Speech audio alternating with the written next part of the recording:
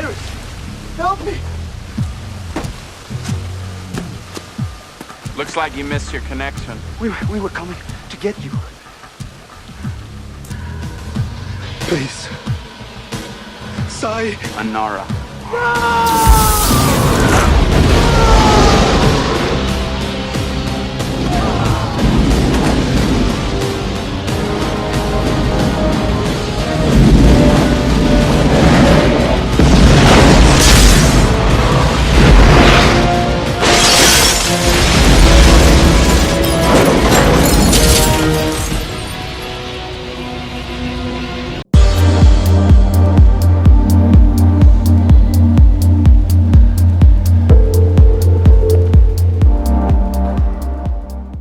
Hello everyone, this is Peak Entertainment and we are back again, and here now we have another video review and we're going to take a look back and reflect on one of the best action movies of the 1990s in Con Air.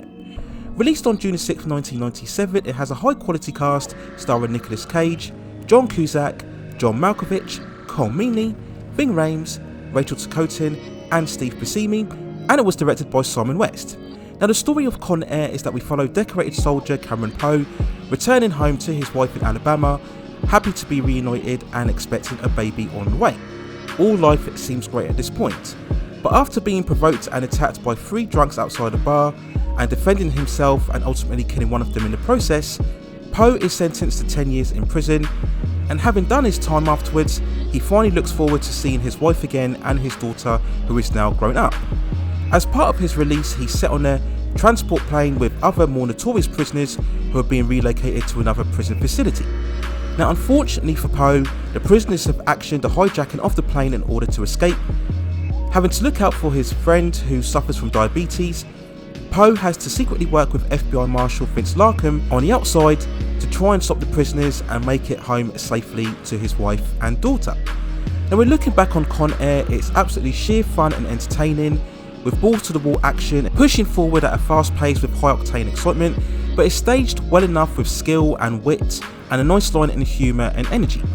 It really was part of what I consider the second great wave of mainstream big budget action movies after the 1980s. The 1990s themselves had such a great run from the likes of Cliffhanger, Speed, The Rock and Face Off, all extremely high concept, technically proficient films, full of that high machismo and testosterone and bombastic style, and Con Air is right up there amongst the best. Yes, it can be over the top with some silly moments, it can get perhaps a bit too chaotic, especially in the last third, but for the most part it's measured to make sure everything makes sense and ends up being thoroughly entertaining on multiple rewatches.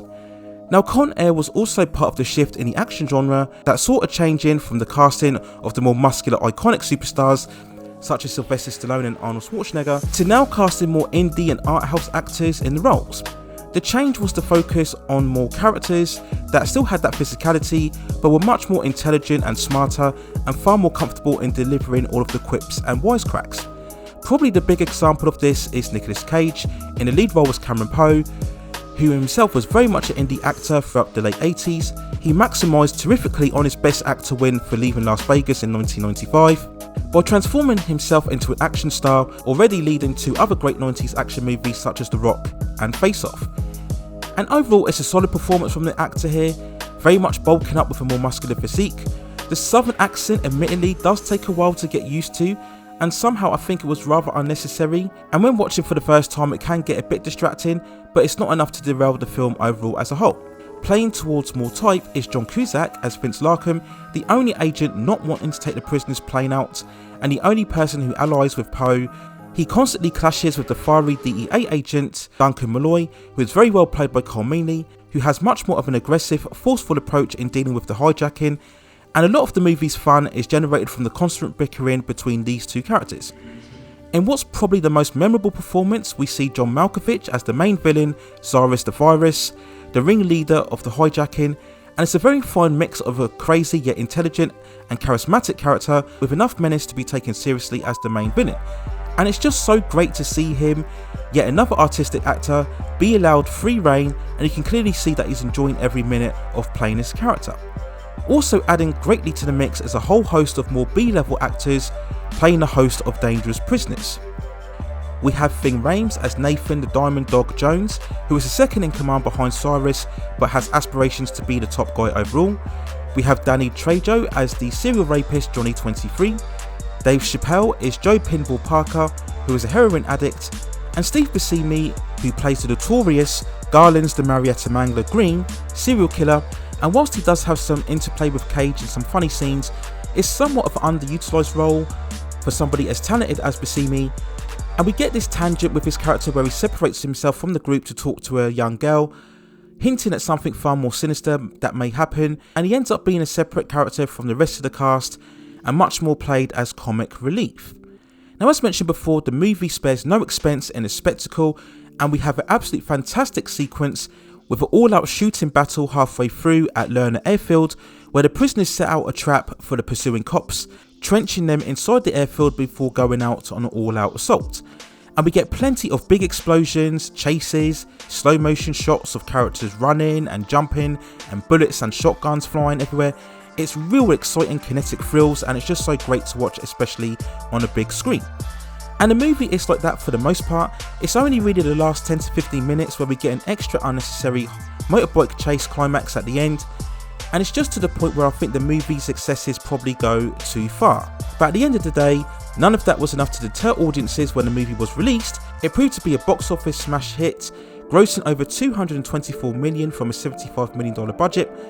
And whilst certain critics held the film accountable for its successes, it was found enough to be entertaining and action-packed and very much enjoyable at the cinemas. As I stated before, the movie very much represented the high-concept 90s action era at its absolute peak.